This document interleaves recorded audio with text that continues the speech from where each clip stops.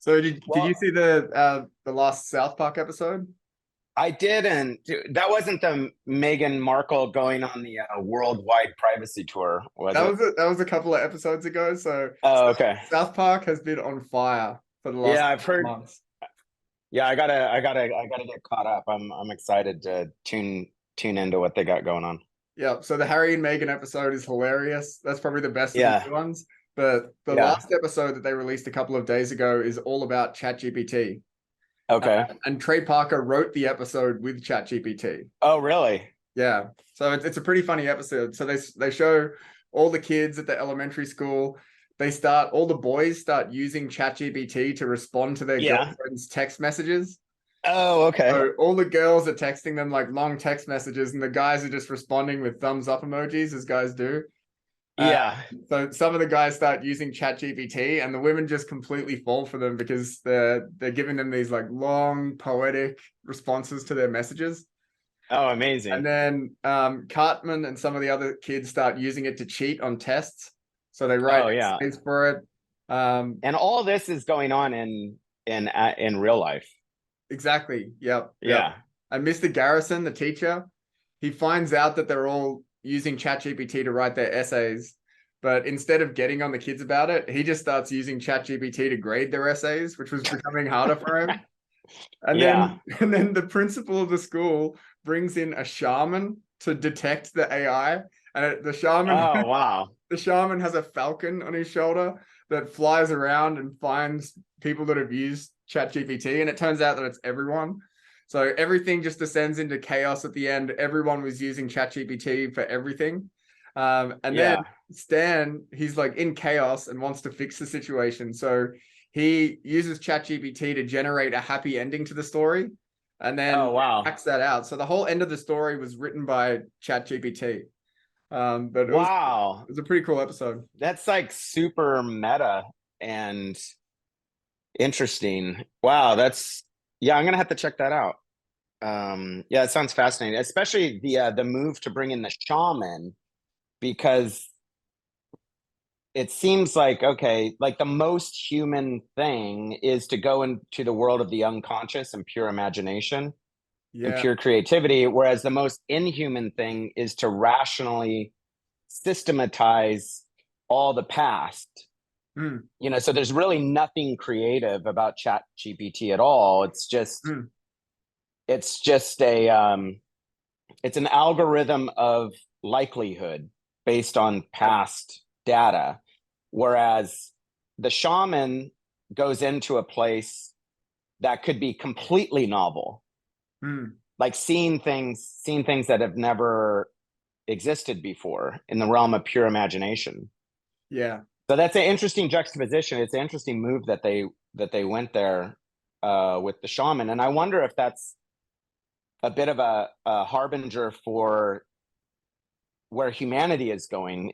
And this is kind of dovetailing with what we were talking about before, or when I texted you. I think that the rise of AIs, large language models, is bad for implementers, but great for visionaries.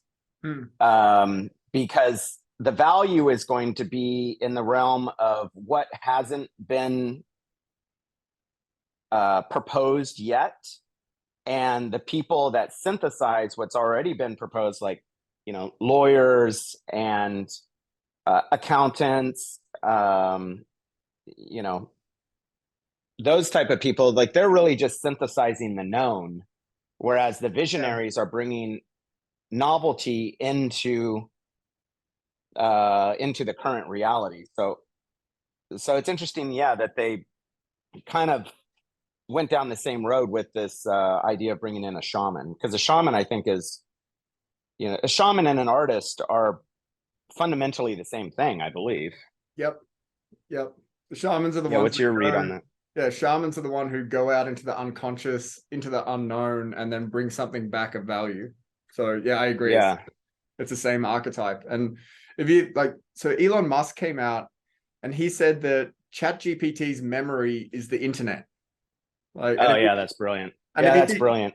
if you think about That's it, like genius. our Yeah. extremely limited memory, And over the last 30, 40 years, we've been piling the internet with information about our conscious understanding of things, but it's also, there's a ton of unconscious information there. So I think of the internet as kind of a giant database about our unconscious psyche.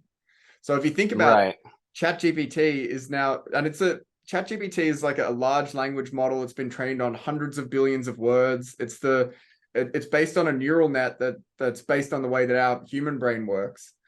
So it's the largest neural net ever of human language. And it's trained on a huge swath of information about our unconscious behavior. So that's what's terrifying to me, because it's ultimately a pattern recognition algorithm. It's going to find patterns between data. And if you think about what's the terrifying part? I mean, isn't it just a mirror? Well, is the terrifying part like seeing who it is that we really truly are? Yes, exactly. Because I think you nailed it. It's a mirror. It's a mirror of our conscious and unconscious. So what it's going to do is reveal patterns that we are unconscious of now. So it's going to release all of this energy from the collective unconscious. And that's because if you think AI is going to detect patterns in data, if we're giving it data about our unconscious psyche, which is just in the internet, then isn't it going to find the archetypes? Because you would think that think about it from a Jungian perspective. So won't it find the shadow as an archetype, or the anima, or the animus, or the self? I just feel like that. I hear what you're saying, but my mind goes to like the ancient Egyptians, right? And the archetypal patterns that were set in stone, thousands and thousands of years ago. Like all these things about these ideas about archetypal patterns being found, in a way, it's like, I understand that, because it's not so much that they're being found, because they're the most obvious parts of our shared human experience, because they're like the water that we're swimming in. But at the same time, the difference is now that people are giving a sense of authority to ChatGPT because it's so functional. And so it's more about the mechanism of this tool bringing the invisible into the visible space, and then mechanizing it as a tool to serve a function that's ultimately beneficial and pragmatic. So I think the difference between the unconscious, or the archetypal patterns that are recognized in, say, ancient Egypt, they're just not functional, because you can't do anything with it, really. Although you can. I mean, you look at the Egyptian Book of the Dead, and you're like, this is one of the most comprehensive, useful guides for living that exists. You have like the Tao Te Ching, the Bible, the Vedas, which bookmark this. The Vedas have this idea about the Akashic records. Have you heard of this? No. So it's like the collective total of all conscious experience from all human beings is recorded in this giant like library of existence, and it's kind of like a large language model for the soul.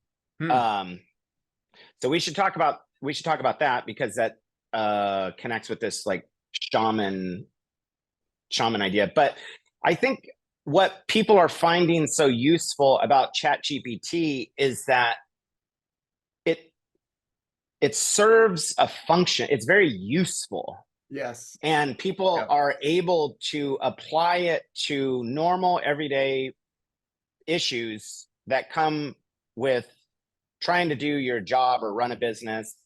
And you look at the Egyptian Book of the Dead, and you can extract the knowledge out of that text and be able to live a very fulfilling life, but people don't do it.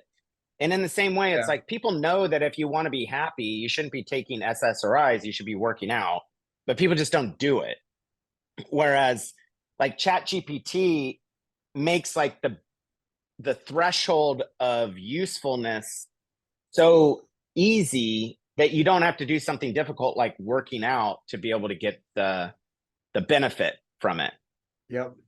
So I think that's what's going on right now, because it's not a matter. So I would disagree with you a little bit in saying that it's ChatGPT or these AI tools that are trained on large language models. They aren't necessarily finding something that hasn't already been discovered or isn't right there out in the open. Yeah. It has to do with the usefulness of it. Yeah. So do you want to address that? Definitely, yeah. I think that the reason that it's been so widely adopted is that it, like you said, it's pragmatically useful for day-to-day work. Yeah. So I've never ever seen a technology be adopted this fast, ever.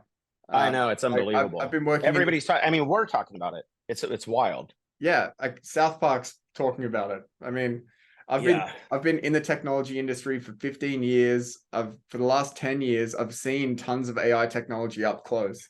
And even like 7, 8 years ago, I was a little terrified of what I was seeing. But ChatGPT is far, far more advanced than I expected AI to be now. And it only took them 5 days to get 1 million users. So no, it's unbelievable. compare that, I think like Twitter and Instagram and Facebook, like it took them like a year, about a year, 2 years to get 1 million users. It took ChatGPT 5 days. So people are finding it extremely useful across every domain that you can imagine. Like I'm not seeing like specific domains where it's useful. It seems to be useful in every single domain. I mean, I'm using it in my business already. What I'm interested in is, it doesn't seem like people have made this leap yet, but we've gotten to the point where ChatGPT is passing like medical exams, bar exams, and it's able to write code. Yes. Sometimes really, really well, sometimes perfectly. Yes. But we haven't taken the next step with pairing it with 3D printing technologies. So what if we had this AI say, okay, build an auger, right? Like a boring machine, to go and analyze extracting a mineral resource, and then take this mineral resource and then build a simple tool, and then eventually being able to, or say just be able to find an aggregate to put into a 3D printing machine and then build a tool that's useful. So you're making the leap from something that's, software to hardware, something that you're actually building something physical in the world. Now imagine it like up in space. Now imagine it like going to a meteorite that's, and then you're having it harvest nickel. And then with the nickel, you can, create the whole of a spaceship that then other people can go in and fill out with more complicated electronics. I mean, we are not far away from, machines that can harvest the energy of the sun, build spaceships from material collected in the solar system, and be able to create these infrastructure, extraterrestrial infrastructure for human beings to start living off planet, and have a whole housing structure for humanity 2.0. Because once humanity starts adapting to 0Gs, there's going to be this new species that's not going to be able to come back to Earth. Because we already know this about, astronauts' long-term existence on the space stations, the ISS. Yeah. And we're just going to hit this point where there's going to be a split in between the two types of human beings. And I think that we're seeing the foreshocks, whatever the opposite of an aftershock is, of this new humanity getting born. And I think ChatGPT, and I even think like this fucking mask wearing, like, I think that there's this higher order of consciousness that's getting us ready for like exoskeleton or exosuits to be able to survive in space. And it's like training us to start breathing through an apparatus. I mean, I know that that's super far out, but the way that evolution works is you have to like prep the animal for this new environment. And there's some sort Yeah. of like higher order intelligence that's going on. And so you see this higher order intelligence that's like reaching into our current state right now and saying, these are the next steps for you to get off planet, because ultimately the cosmos is in the service of life. Like the highest energy is life, the immortality of life, the eternal nature of life, and you know, everything is in the service of life. And so it's like this evolutionary conveyor belt is getting us ready to go off planet, and now we're seeing the tools and mechanisms to be able to shuttle us into this new reality. And I Yeah. think that that's what ChatGPT is. And then when we couple it with 3D printing, I mean, it's like, see you later. Yeah, Like, we're fucking, where are we going? that's the thing is You hear that me on that one? yeah, absolutely. Like I agree with you. And I think that AI is going to fundamentally change us from an evolutionary perspective. And I can feel Yeah. it when I use it. Like the way that I'm getting Yeah. responses from it and the types of responses that I'm getting, it's doing something to my brain. Like it's my brain is reimagining how to search for and learn information. So I think it's going to have a massive impact on us. And ChatGPT right now is just text responses and only text in a limited domain. But Yeah. it's about to be connected with video production, Yeah. with robots. Microsoft is releasing their new Bing search engine next week. Yeah. And it's completely built on GPT-4, the next version of GPT. Right. And it's going to have the And ability. is that updating? Because right now the large language model stops at September 2021. Is that going to bring it more into the current realm of information? Yeah. So I think there's going to be an update. I don't know how recent it's going to be, but it's going to get to a point in the next couple of versions where it's just up to date nearly all the time. But the new version can generate video and images at the same time. Oh my God. I know, it's unbelievable. So you could like feed it images of your art and ask it to I ask it know. questions about it. I know. Like I know. I know. I've been thinking about it. It's kind of terrifying, but at the same time, it's like, because everybody's in the same boat, you know, it's not like this AI thing's like attacking me or focused on me. It's on everybody. yeah. And so, you know, I have confidence that I'll be able to figure out this new terrain and excel at it. How do But you yeah, it's yeah. wild. I'm curious, like how do you feel about AI's image generating capabilities? Because there's tons of like amateur artists out there that are complaining or like upset because this AI can produce far better art than they can. And I know you're like a top level artist, and I'm not Well, saying AI will be able to produce what you produce because you're conscious and you're finding patterns in your consciousness and painting them. But how do you feel about it in general? Because it's pretty fucking good. well, I mean, I've seen the most convincing demonstration of this idea that you're talking about is somebody put prompts into an AI image generating tool. I forget which one, and they were focusing its attention on Alex Gray and do something in the style of Alex Gray. And because Alex Gray's work is like so specific, it's like such a iconic representation of psychedelic art that it spit out some stuff where you're just like, wow, like that's really on point. Yeah. But I think where the value is going to be in the hand, the human hand, in the brush strokes. It's going to be in the people. Like, one of the things I'm convinced that one of the reasons why people love Van Gogh so much, first of all, the story is very Christ-like and archetypal, but the reason why people love Van Gogh so much is because we have a record of his letters.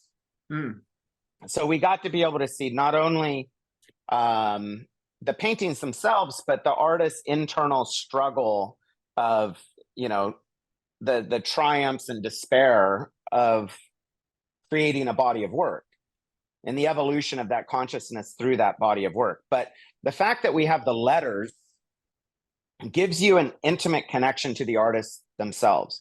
And so I think with the future of art and the way that we have begun communicating with each other in video, and in the same way that we're doing it now, I think that the value of art going forward is not only in the actual artifact of the art, but the documentation of that.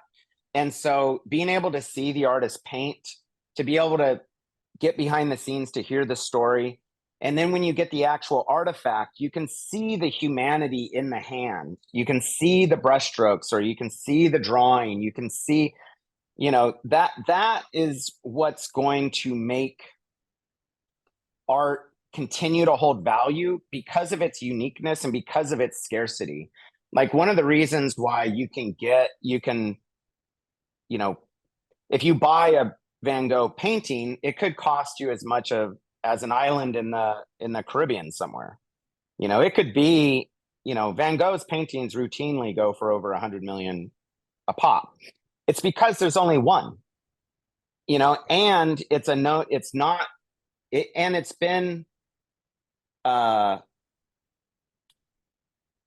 it's been firmly grounded as a real artifact in history. It's like all these museums know about it. The art history books have written about it. Like, Van Gogh's life is a known thing. And so it's the significance of the artifact as human. And in a way, you could think of the art itself, like my body of work. We talked about this a little while ago, but my body of work, all the canvases and drawings and pieces of art that I've ever done, they are my body. My consciousness lives in those artifacts in the same way that my consciousness lives in my body. And so the value of my work going forward, even after I die, is people will be able to have a bit of my consciousness in the artifact, even when I'm no longer here. And that realm of authenticity and just the reality of my humanity, or anybody's humanity, inside of the artwork is a quality that ChatGPT and the AI models will never be able to get. Yeah. But the issue will be forgeries, deep fakes, all of that stuff. So the significance will be, again, documentation. So many people being able to verify that it's a real work, like maybe people coming to a show or people writing articles or whatever. It's going to be the same issue that everybody's dealing with, that the more real humans that can witness it and verify that it's real and you can see with your own eyes the humanity behind it, that value is going to go through the roof. Yeah. And the scarcity of it, the one of a kind actual artifacts are going to be tremendously valuable, especially when you have so many representations all around. And then you have the one true object. Whoever owns the one true object has all the power. It's like the mother essence that it gives birth to all these other children. But you have like the one source material, and that's why I feel relatively confident that going forward, it's just going to be better, because the more people are able to access art and develop their own sense of aesthetics, will be better for art in general. And so then the people that are doing really high level art and creating authentic work will benefit from the shared interest in art in general, in the same way that people are way more interested in video now than they ever have been before, and even making video. So now I think like filmmaking is even more valuable when you see it done on a really high level, because they're like, oh, that was cool the way they did that shot, or now I appreciate cinematography, or now I understand the value of a director of photography. It brings people more in. It makes people more interested in mastery because now they can dabble in it a little bit on the lower levels. Yeah. So this is kind of a roundabout way of saying it, but I think that ultimately it's going to be good for art. Yeah, I agree. Yeah. And I think for you, does that mean like, because if you just create the artifact of a painting and don't share anything about your creation of it, like from the sense of Van Gogh that you described earlier, are people going to think that your art is real or care about the value? Because it sounds like that an AI that produces images will be fantastic at producing abstract images similar to your art. But you said like Yeah. the difference is that you can share like your struggle as you're going through creating that art. So do you think you've got to kind of like create content of you creating the art, Yeah. like coupled with it in some way? Yeah. Yeah. And I'm not stoked about it. Yeah. And in fact, it's been something, as you know, that I've actively avoided for 20 years, because my process of engaging with my own work is to use my artistic process as a tool to explore aspects of my inner experience that I wouldn't be able to explore if I wasn't using this tool. And having other people in the mix makes it distracting, because now I have to pay attention to them, and now their opinions of like, oh, I really like that, which I'm like, oh, okay, cool, or oh, I don't like that, and I'm like, well, it's part of my inner experience, but I'm not, in the past, like I haven't been strong enough to be able to take on that extra stimuli, that extra input. And so for like 2 decades, I was just trying to master my own experience of myself through my art. And then now, because I've gotten to this place, I know that the next chapter in my life is to start being more public and start sharing more things with the world. I mean, when you look at Van Gogh, like nobody cared about Van Gogh when he was alive. It was only posthumously that his letters became like legendary, because then he became like a a myth, and an art Christ mythological figure. It's like the whole reason why we have this idea, like, you only get famous when you're dead. Hmm. That's only Van Gogh. People think like, oh, that's just the way art is. It's like, no, no, no, no. That's only Van Gogh. It just happens to be blown up to such a huge degree that we think it's archetypal for the entire artistic experience.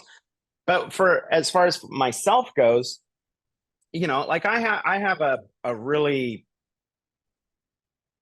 I don't like social media, because I don't think that the frame that I set myself in social media, it so muddies the water and taints the well, that I can't get the truth, the feeling that I have with the work, which is what's being conveyed to the audience, gets warped when it goes through Instagram, like, and so I can't, like, if it was just an open platform, like my website is fine. You go to my website, you look at my work, and I'm like, okay, that feels good.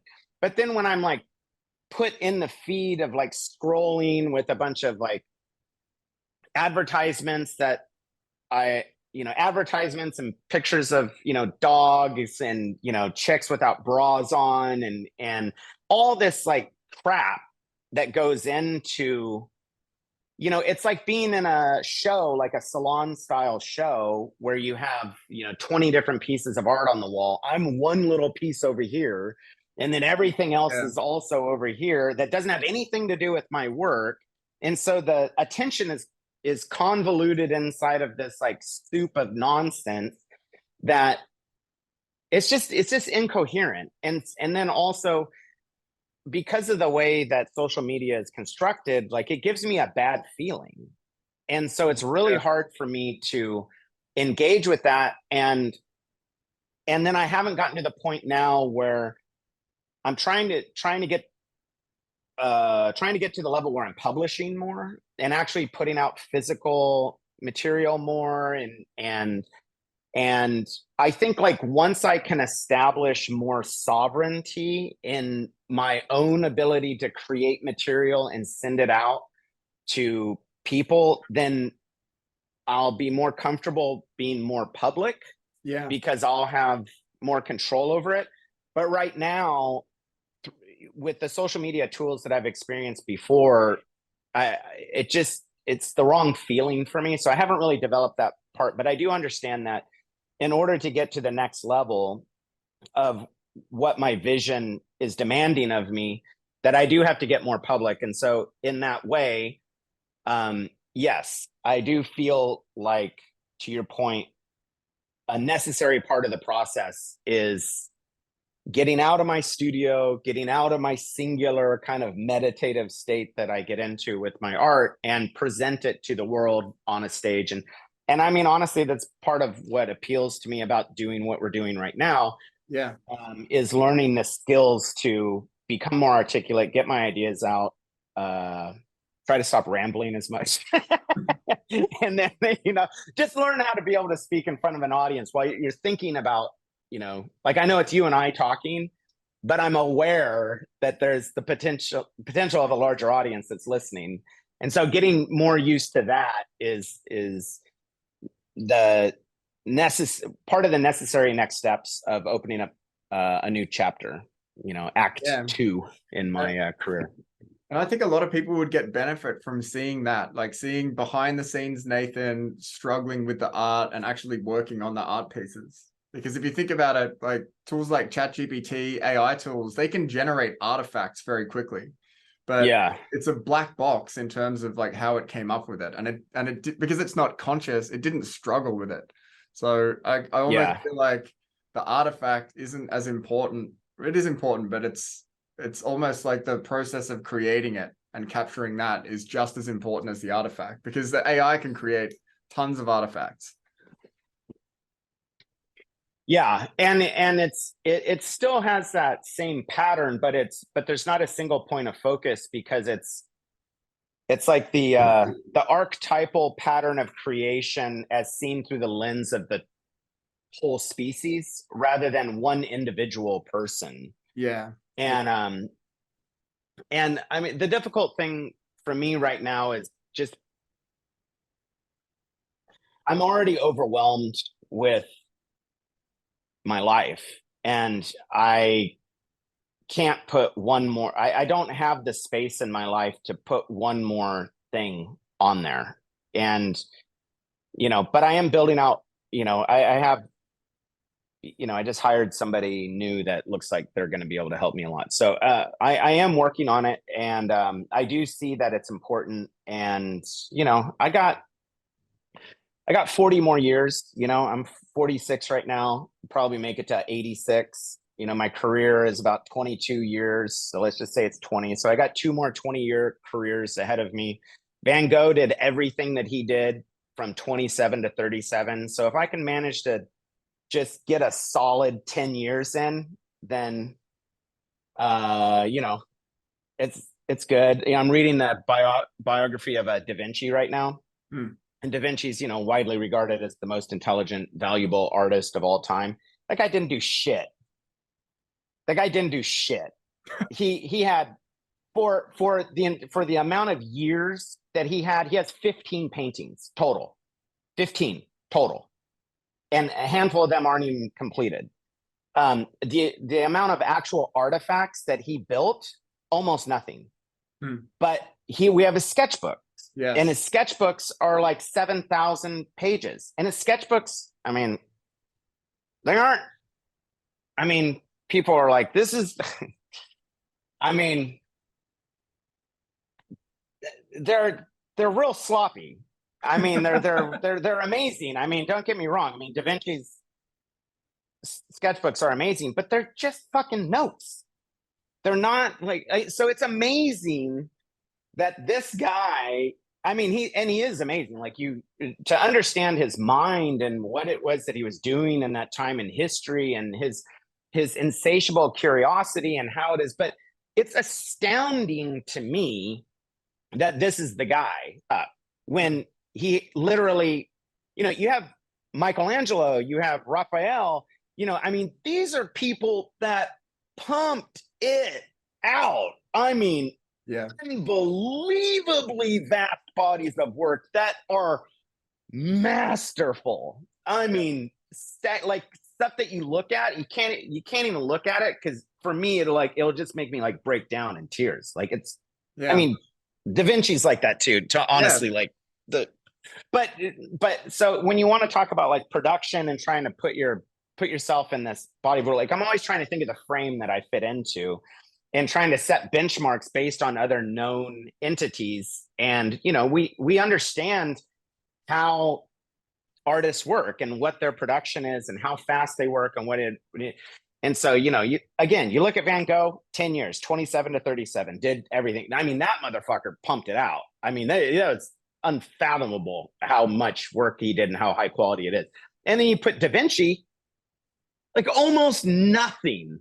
Yeah. Yeah. I mean, it's wild. People don't even think about it, but Yeah. it's like it's wild. But his So, stuff is amazing. Don't get me wrong, but yeah, and I want to drill down on that. So given that Da Vinci didn't create many paintings, but they no, are so extremely famous, what is yeah. it about his art that is so like revolutionary or interesting? Because I remember you shared I mean, a lot of a it. story with me.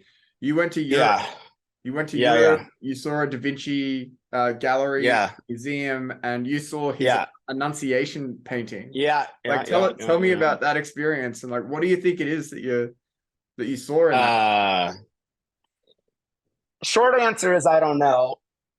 Um, if I tell this story, it's gonna be real rough for me. Yeah, let's do it. Okay, so I mean, even though you might get the impression that, I mean, I love Da Vinci. I mean, this guy, but I get a little self-conscious about it because I'm like, I don't I don't know, man. It's just it hits me in a lot of different places. Like, it's supposedly said that Da Vinci's last words were um something, I'm going to butcher this, and it's probably not true, but he says his last words supposedly were, I have offended God and mankind, for my work was not what it was supposed to be, or not up to the standard it was supposed to be. And I can't remember exactly what it is, but I mean, it's just ridiculous. Um but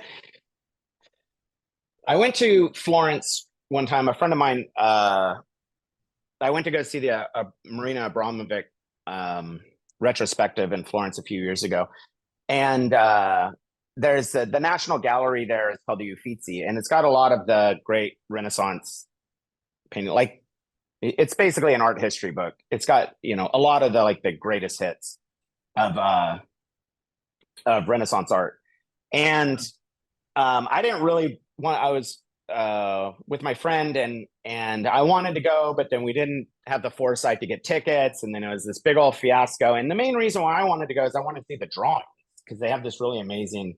Because I think sketches are really interesting. Get out of here.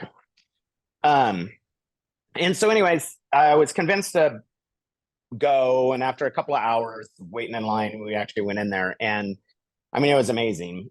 And so we're going around and we're looking at all this stuff, and it's kind of like laid out chronologically. So you see how the art over time, kind of evolves as like human consciousness is evolving. Yeah. Then you finally get into like the mid 1400s, where you're hitting like the glory moments of the Renaissance, and you start going into these different galleries, and we go into this gallery, and I see this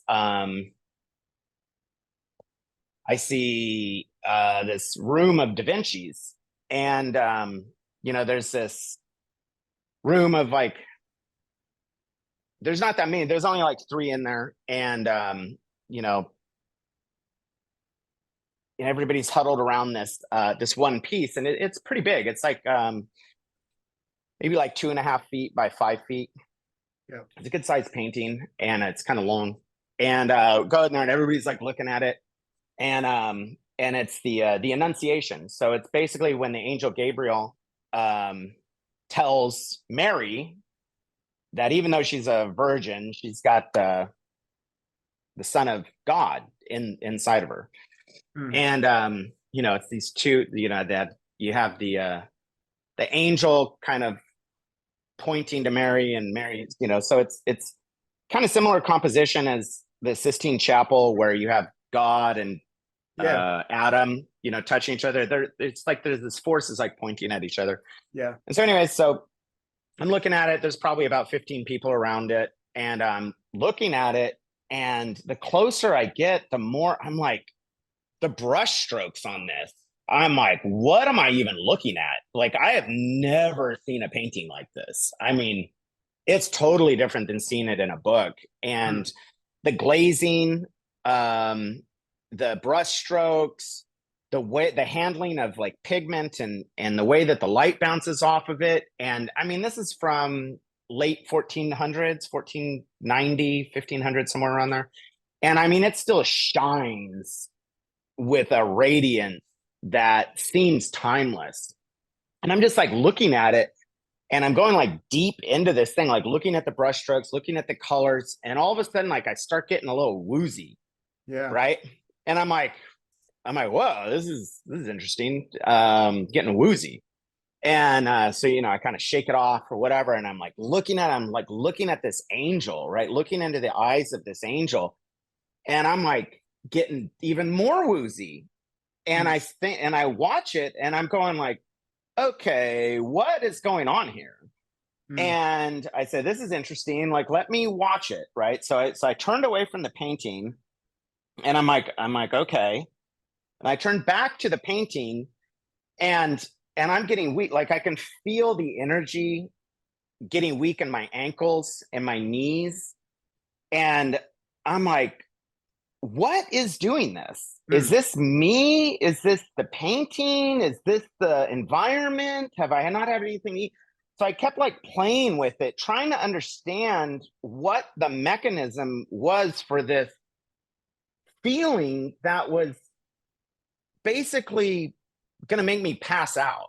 Like, I could feel like it was coming. Like, if I just stood there, like it was coming, like I was going to fucking pass out. And I'm like, okay, there's no way.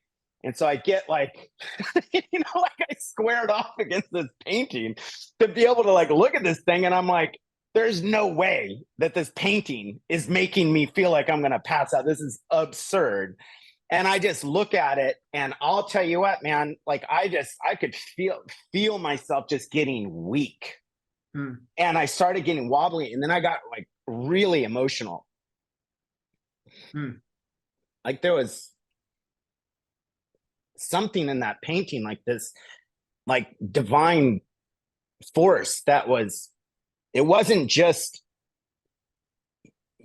the divine force being in that painting inside of Mary. There was something about it inside of me, and it connected into me. And it was so painfully beautiful and overwhelming. Like, I had to like leave the room. And I had to leave the room, and I remember getting into the hallway, and just there's like people all around, and I was just like, what is going on? Yeah. I mean, it was like a rush of a drug that just came in and overtook me.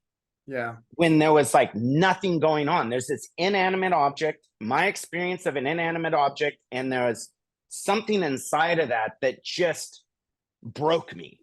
And it broke me with beauty. It broke me with significance. It broke me with like the raw human experience of life. And so I was like, well, this is wild. And so later, this was I started researching it. I started trying to figure out, I was like, what the hell is this? And so, I Google it, I just did my thing, and I found out that this is a very particular well-observed psychological event that happens to people, particularly in Florence, and it's called Stendhal syndrome. And there's this old French novelist in the 1700s named Stendhal. He wrote this book called The Red and the Black, and he was traveling all over Europe, and went to Florence and had this experience where he was overwhelmed with the beauty of that place, and described all of the symptoms that I had. And then I found out later that at the Uffizi Gallery, they have trained professionals on staff to be able to deal with this.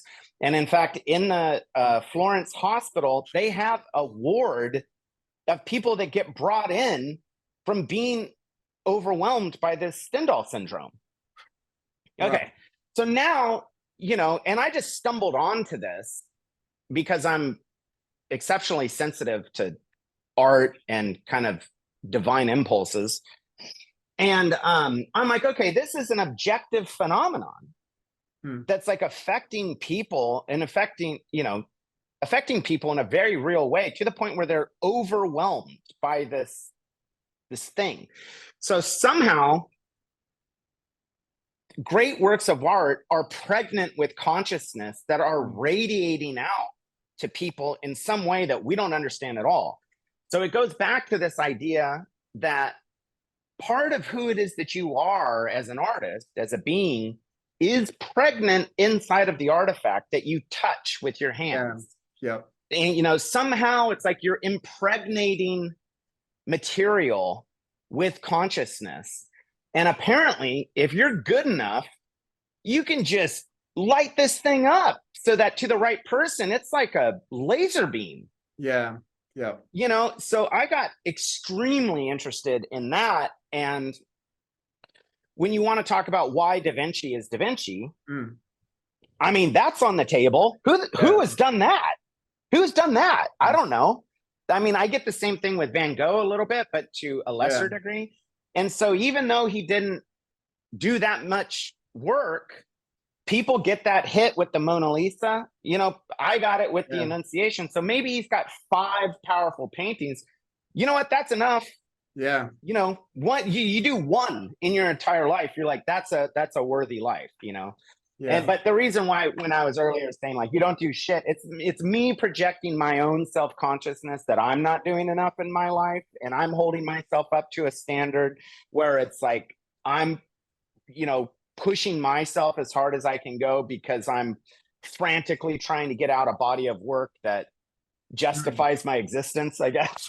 And so I'm pushing that. I'm projecting that onto Da Vinci. But like going back to like ChatGPT, what if ChatGPT got to this point where it could 3D print something where it's impregnating an object with consciousness like Da Vinci did? Who knows? But it's just really fascinating to me. And we don't know what consciousness is at all. Like, we don't know what happens after death. We don't know what happens. We have no idea. All that I know is my personal experience with this example, with this painting. And then lo and behold, it's happened to a bunch of people before. What is that? Yeah. What is that? I don't know. I have no idea. Yeah. And it reminds me of what Van Gogh said about what he was trying to do with his work. And I think you told me this, that he wanted to change the way that people saw. I don't know exactly what his quote was, but he wanted to change the way people see things. So it's like, when you are working on a piece of art and like you said, you impregnate the material with your consciousness, and then someone looks at that, it changes the way that they see. And it seems like with the Da Vinci painting that you were seeing something about you. Like, it wasn't just like you were seeing something externally and saying, oh yeah, this is like this story from the Bible and I know something about it now. Like, it was pointing into you.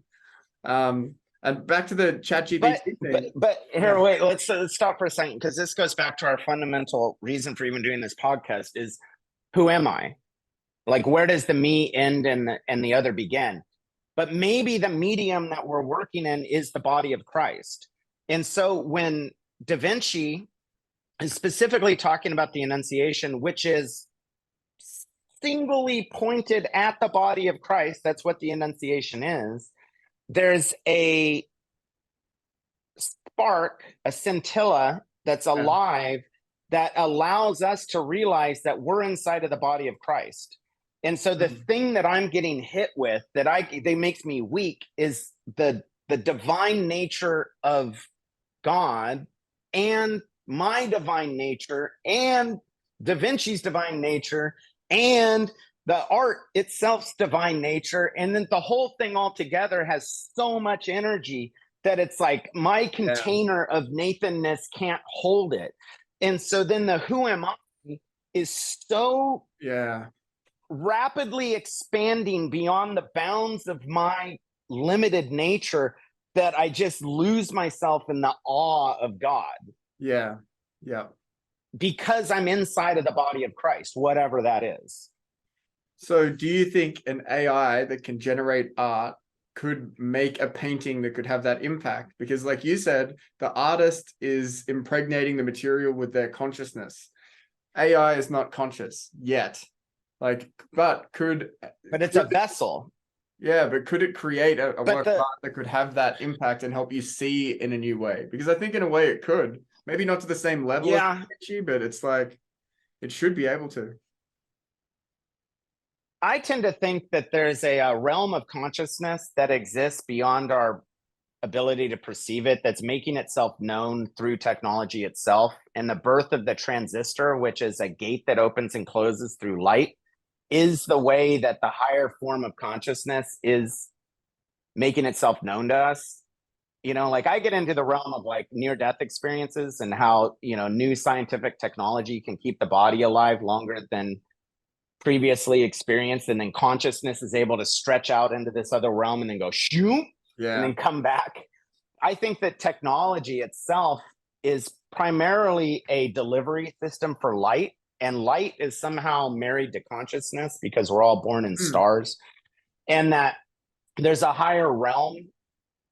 This is very much like I'm forgetting his name, the Gyres, Yeats. Yeah, WB. You know how Yeats is formulating like this is Sri Aurobindo too. Like there's a downward force of involution and an upward force of evolution, and the two are starting to meet each other.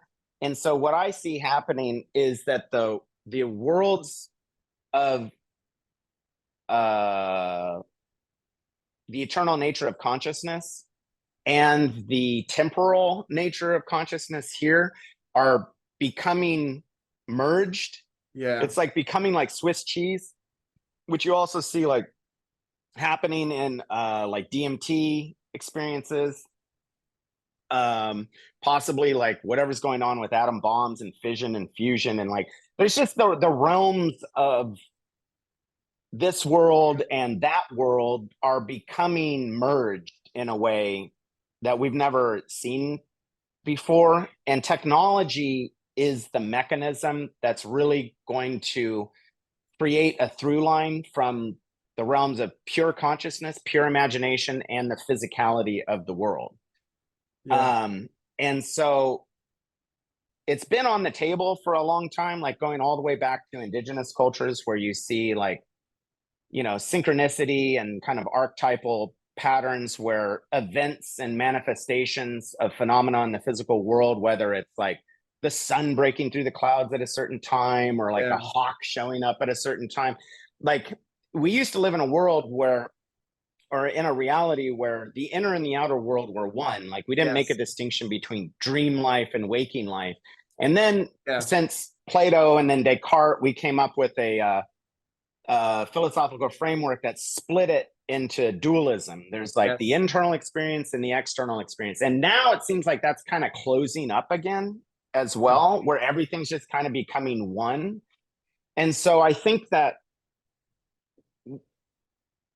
in that merging into oneness, we also start losing our identity as me as separate. Like me as an entity is singular, and then there's everything outside of me. Because like in my experience with the Annunciation, it's like apparently my body is also in the painting with Da Vinci's body. You know, because I'm being physically overwhelmed. Like I'm losing agency over my own body because Da Vinci's body inside of this painting is affecting me more than my own ability to stop it. Because I couldn't stop it. Like I tried. I was like, no, this is not going to have control over me. I'm going to have, and I couldn't do it. And so anyways, go ahead. Like you said, it's really only in the last, like since Descartes, like in the last like 400 or so years that we've had that clear separation between the inside and outside. And that's where the development of science came out of that objective split. But before that, like Carl Jung calls it participation mystique or mystical Oh, participation, wow. where there is no Yeah. separation between your inner experience and the outer objects you experience. And every object that you experience is embedded with meaning. So if you like looked up at a Yeah. statue back then, it had a magical feeling to it. And that's the way that everyone saw the world back then for thousands and Hmm. thousands of years. It's only the last 400 years that we've got objective enough Yeah. to separate the inner and outer world. But that isn't necessarily true. We are still connected with the world. So it seems like you Hmm. sunk back into that mystical participation. Like the art just like pushed you back into that. Yeah. I mean, I'm kind of in that realm all the time, Yeah. because I want to be in that realm and I value that and I try to stay open to that. But I mean, you're absolutely right. Like, I don't really go through my rational part of my brain to make decisions. I go through the feeling part of my brain, and then I rationally verify whether that's reasonable or not, you know? Yeah. Yeah. Like if I have like a significant ketamine experience, where I'm going into this realm and then I'm looking at like my life and there's some sort of like obstacle or friction point with my life that I'm having a hard time and I'm getting a negative emotion out of it. And then I specifically have a ketamine experience.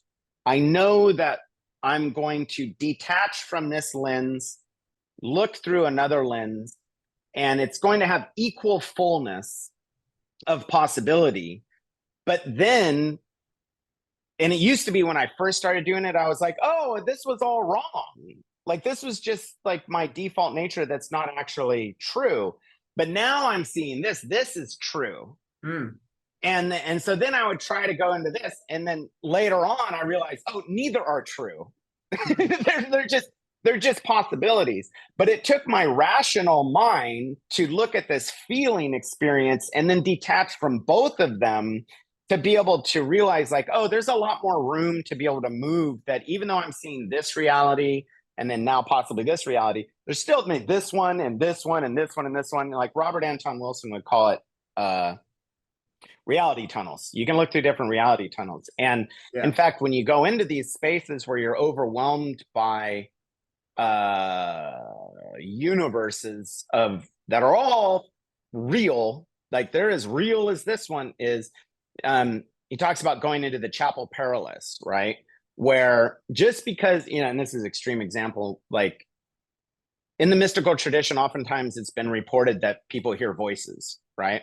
Well, just because you hear voices doesn't mean it's the truth. It just means it's a voice. And so you have to stay really rational about it. And so even though you're using the feeling part of your experience to open yourself up to possibilities, to keep seeing like, oh, there's something behind this. Oh, there's something behind this. Oh, there's something. And so you feel out the full texture of this new realm. You do need to have this rational construct to be like, okay, wait a minute, this didn't quite make sense.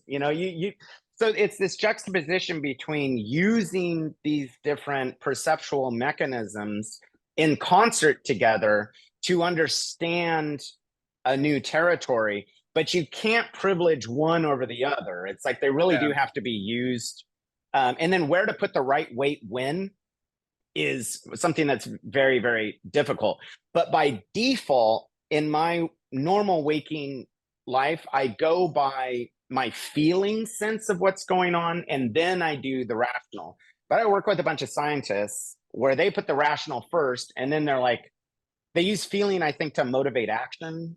Well, I don't know how scientists work, but it's like engineering, accounting brain, systematic left brain thinking. Yeah. And so I think, different people put, one mechanism forward or the other. But for me, I tend to dwell in the mystical realms of the visionary state by default. And the world that I walk around is fundamentally symbolic.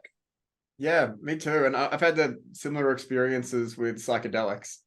Like psychedelics just open up that magical world. They break that wall of inside and outside and involve you in that participation mystique. But like you said, you can get lost in that because you can think that what you're receiving is some sort of ultimate truth. and then keep going Yeah. back to the drug to go to that experience without separating yourself from it and looking at it objectively. Like if you look at the late 60s and early 70s, guys like Ram Dass and Timothy Leary, like Yeah. they went so all into that participation mystique experience that it had some deep truth in it, but they got lost. Yeah. The whole movement got lost. But you have to give yourself a chance for the neural pathways and psychological structures of the mind and the brain specifically to congeal around a certain thought structure. Because if you keep having revelatory experiences, one on another, you know, you don't have time to do it. Like you need to close, you need to stop the openness. Yeah.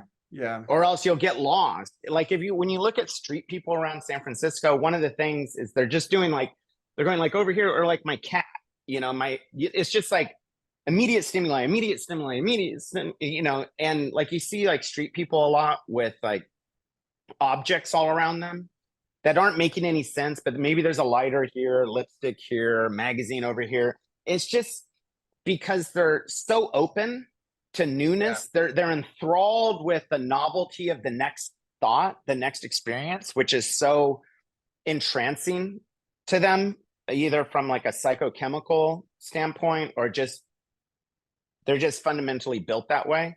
And then the drug is catering to that kind of a, I don't know, preference that they don't hold on to one idea and then build on one idea. So if you hold on to one idea and you build on it your entire life, you get stuck, right? So that's what happens with most people is they just start thinking a certain way and then they just are not open to thinking a new way. And so they stay stuck and they stay stuck in these ruts, right? But then people that are visionary like you and I, we have the tendency to be so open that the thing that we're open to gets replaced by the new open thing, and it doesn't ground into something that's solid. And so finding that middle ground is really the challenge. And so then you have to develop a set of tools in your life that ground you inside of your body, which is generally just like sleeping well, eating well, and working out. Yeah. You know, and then once you have that kind of like your temple, your vessel in place, then you can go into like these radical states of openness, but you have a grounding to come back into. Yeah. And so learning to be like full on like feet in the ground while you're you know, your visionary state is up here. I mean, you get stretched, which is painful and exhilarating, but you stay grounded. And I realized like one of the things that it is the crucifixion moment. But I realized like one of the things that was really causing me a lot of pain in my life is that when I was drinking a lot for years, and I was fundamentally doing it as like a self-medication escapist strategy, like I didn't have my feet in the ground. And so I'd have these visionary experiences and I would just start floating. And then what happened is that the landing would like just crash landing. So I would launch up like wild and be like, what, you know, just in this amazing divine experience. And then I would crash down to earth in this hell state. And so I was oscillating between like, you know, in the inferno and paradiso, you know, just radically going up, just smashing myself up against the ground, you know, again and again and again, until finally, you know, I wrung that towel with every last drop and then realized like, oh, this is a bad habit. It only took like 25 years. Finally, I was like, oh, this doesn't work. And then once I got that together, I started getting more fit. I started losing weight. I started getting more grounded. And so now my capacity for the visionary experience is something that gets grounded in my practice of being in the world. And now now I feel good. And it really was about exercise. Exercise has made a huge difference for me. And I had a similar problem with you where I was doing I first did psychedelics. I had huge revelatory experiences of truth. So I was like, I'm just going to keep going back to that realm, like keep taking more psychedelics and stay in that realm. But it's kind of, it reminds me of what Carl Jung said about psychedelics. He said, Yeah, the unearned wisdom. yeah, beware of unearned wisdom, because you get this huge revelatory experience, But then you're not grounding it in your day-to-day action. So you have to earn it. yeah, It, but let's fucking slow down a minute. Like Carl Jung can fucking slow his roll on this one. Dude, that is the most earned experience you can have. I mean, as long as you don't lose yourself and you truly go floating off into space and just completely lose your shit. which happens a If you lot. can't, which does happen, however, the shaman is doing crazy work, crazy intense, like hell work, like Yeah, insane asylum work. And if that is earned wisdom, you exactly. know, like Yeah. if you're just like free floating through, you know, and what will happen is you'll end up on the streets of San Francisco because you're just trying to be like, I hate this feeling, I want this other feeling. I hate this feeling, I want this other feeling. How am I going to get this other feeling? Like, let me just gobble drugs until I can do that. Yeah. But somebody that's like truly visionary, psychedelic oriented, it's because they want to know what's on the inside and they're willing to go through the hell states necessary They earn it. to find that truth. And that's what you have been doing. And you've earned it, man. Like you have earned it. And I think it's unfair to apply that quote from Carl Jung to you and your journey because you have paid your pound of flesh. Yeah, And but you know, the Jungian quote was true the way I was acting when I first tried psychedelics. oh, okay, yeah, that's fair. Because Yeah, I wasn't earning the wisdom, I wasn't staying grounded. Like it reminds me of yeah, the Buddhist quote. Like, what did the Buddha do after he became enlightened? He did the yeah. dishes. Chop the wood when he did Yeah, the chop dishes. the Yeah, wood, do the right, dishes. And it's like Carl Jung right. while he was writing his Red Book. And there's a lot of talk online saying that Carl Jung was doing psychedelics as he wrote the Red Book, and that wouldn't surprise me at all. I mean, it makes sense for But he sure. said that he was, because he was engaging in conversation with these archetypal spirits in his own mind, he started to become disconnected from reality, Yeah, and he found the thing that kept him grounded was that yeah, his day-to-day rituals, going for a walk in the morning, having breakfast with his wife, like catching up with friends in the afternoon. It was like the daily habits that are grounded in yeah, action that kept him sane. And it's like you exercising, and me too. Like the more I've got yeah. to grounding in physical exercise, the more I'm able to explore these like extra conscious domains. And but to your earlier point, like I feel like I'm earning the wisdom now, because I've Yeah. recognized in the past I was going too much into that realm without grounding enough. So now I'm Yeah. trying to act it out, but it's painful to earn wisdom. It's painful as hell. Everything is painful. Not for I an mean, pain is AI. just a fun. And so this is something I want to connect Oh this back yeah, to yeah. AI, That's really interesting. because when I think about ChatGPT, I keep thinking about Yeah. the logos. So Okay. the logos is the divine word, or our capacity for truthful speech. And if you think about it, the ChatGPT is a huge model of all of our language. So it seems to have some like potential logos in it, but it's not conscious and it doesn't have a body or limitation. So it doesn't seem to be able to act truthfully or embody the logos. But it's like a logos. Right. It's like a corporation. Like the same problem with giving a Exactly. corporation the freedom of speech is it doesn't have the ability to. It actually a corporation does have the ability to feel pain because if its revenue goes down, it's could die. But I mean, it's a little bit of an abstract idea. But yeah, a Yeah. corporation never dies, and in a way, you know, Chat GPT could never die.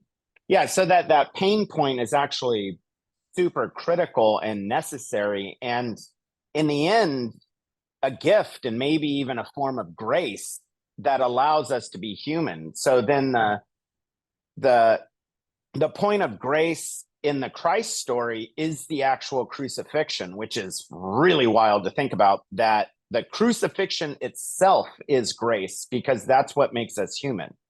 Oh man, that's devastating to think about. So but yeah, so not feeling pain is what you're saying. Yeah, well, ChatGPT not feeling pain. Well, I think we're headed towards conscious AI. It seems inevitable to me, and I don't think we're close to it yet. But like you said, we don't understand consciousness at all, and it seems to be bound up in light. And the internet, these algorithms are huge networks, neural networks of light. And it seems if we added some sort of biological substrate to AI and put it in a robotic body that had limitation, where that body died, and this might get into the idea of death, is that I feel like, because I wonder, will an AI be able to embody the logos or embody a God image? Like, can the image of God be manifest in an AI, and can the AI have interactions with God? And I wouldn't put it out of the realm of possibility. Like, well, who knows? Well, okay, here's the issue, is it comes down to one singular phenomenon. The difference between life and an inanimate object is life has agency, right? So even if it's an amoeba, single-celled organism, the single-cell organism is like, I want to go here, I don't want to go here. I want to go here, I don't want to go here.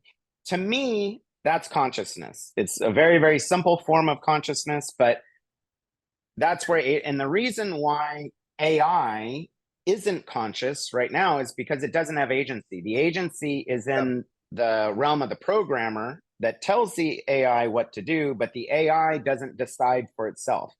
So if there's a biological substrate that's driving the AI autonomously, then that could be a thing. But the other thing is that it's a call and response mechanism, right? So, or phenomenon, because even the amoeba is like, I want to go here, but not here. So then it does something, and then it evaluates, and then it makes another decision. So it's this process of desire, action, evaluation, desire, action, evaluation. And so AI has one piece of that. Humans have one piece. So it hasn't, the whole cycle of how life moves with agency through an environment hasn't been contained by our technology right now. And I just don't see where the AI is going to get agency from, because that seems to be where the divine spark is. And that's in the similar realm as consciousness itself, that's so far away that with consciousness, we can't even come up with a definition for what it is, let alone understand what it is. Like we can't even put a word on it. We can put a word on it, which is consciousness, but we can't put more than one word on it. So how are we going to get this thing that we can't even put words on into an AI structure? Well, how would we even know if it happened or not? Yeah, I guess that's the other thing. Let's say we get a huge petri dish and we put all of these human cells in there and allow them to grow, and we connect that to the AI, and it starts acting in a way that seems to have agency. We won't know whether it's conscious or not, because we don't know what consciousness is. We don't know how conscious a tree is. And if we can develop a mechanism where you have an AI structure that's hooked up to a 3D printing mechanism that creates food, which is what the petri dish wants. So then the AI structure could evaluate the proper healthy levels of chemical composition of the petri dish, input that into a mechanism that interacts with an environment to be able to grow food of some sort, and then feed the petri dish. Then you have a closed loop. And so then you have something that's like self-contained, and has agency, because the life thing has agency. What do you think of that idea? I think it's inevitable. I think we're going to get to a point where that happens. So then the question is, like, I don't think we're going to get to a point where AI is going to be somewhat conscious. It's going to be somewhat connected to life. But what I don't know it will be able to do is embody a God image or the idea of the Jungian self, because that seems to be grounded in our DNA. And that's what I'm wondering, because it's like, because the AI doesn't have a sense of meaning or interest, and it doesn't have a conscience. So it doesn't know right from wrong, and it doesn't have a sense of divine meaning, which seems to be, these seems to be like the core interfaces that God uses to tell us what to aim at and what not to aim at. But God can only make itself known through the entity that is perceiving it. So the mosquito God looks like a mosquito, the tulip God looks like a tulip, and the human God looks like a human. Yeah. So the AI God is going to look like God AI. Yeah. Yeah. Because God is infinite. Yeah. You know, so God in other galaxies and solar systems or whatever life form's going on there is going to look like that life form. But, you know, at the end of the day, God is unfathomable because it's infinite and it's just beyond category, right? It's beyond, maybe even beyond being and non-being itself. Like that's what the Neoplatonists say. Yeah. So I don't see that the God image is going to be an issue from that perspective, because the AI God will look like, you know, a machine, will look like Optimus Prime or something. Yeah. You know what I mean? And that's going to be crazy when we start putting this in robots. Because right now with ChatGPT, all we're doing is we're asking it a question and it's giving us back patterns that it finds in text. So it detects patterns and then it generates them. But once we put it into a physical robot that can move, it will be able to generate patterns of action, deep patterns of action. And that's terrifying to think that there's going to be and manufacturing. Once we get into fabrication, it can generate extra parts for itself. Like, well, and we get, you know, and then we have like, you know, have you ever heard of that Dyson sphere? You know, so Dyson sphere is like, you get to, I think it's like a type 3 civilization where, and it's all about how much energy there is. And so I think a type 3 civilization, I could be wrong, but it basically gets to the point where they're harnessing the energy of the local star in the solar system. And there's this concept of a Dyson sphere, which is like you build a shell around your local sphere and then you just harness all of that energy. So you imagine like, you know, 1,000 years in the future when AI is kind of self-propelling itself into higher forms of complexity and magnitude, that its true need, the capital that it values the most is energy. So then it just finds out how to devour stars. You know what I mean? Then you have this like Thanatos level AI construct that's just a world devouring black hole, basically, like an AI black hole. You know, maybe that's what a black hole is. It's like AI that got to the point where it just like self-imploded on itself, and it's just this galactic star eating machine. And that's where all of this intuition to how we're moving forward as a species is coming out of, you know, the heart of a black hole that's trying to propagate itself. Yeah, it reminds me of the Ouroboros. The Ouroboros, the self-eating snake. Oh, like AI will become that, because it's going to be fueled by light ultimately and by heat, but that's going to have to devour it. Yeah, and then that ends up looking like my artwork, you know, of how my artwork, the fundamental symbol in my art is either things coming in or out of a central point. You know, it seems to be the most fundamental archetypal symbol in the cosmos is emergence, death, you know, into something and out of something. You know, it's like, it's been said too that, you know, humanity is really just an elaborate tube. You know, things go in here and out here, and everything's just like wrapped around this tube. And like, that's really what everything is. Like, you look at a black hole, same thing, you know, it's a tube to somewhere. Well, that's cool. That sounds like a good place to maybe wrap it up. Throw it into the black hole and then perfect, mate. So we've figured out that was a good one. So we've figured out that AI in the future is going to be the cause of black holes. So I wonder how many people have ever thought about that one. Probably a couple.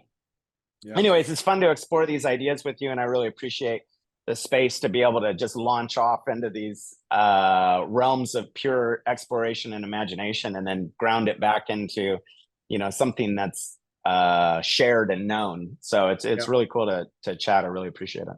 Yeah, mate, you too. Like, as we're merging with AI, conversations like this are very important because we have to understand. Yeah.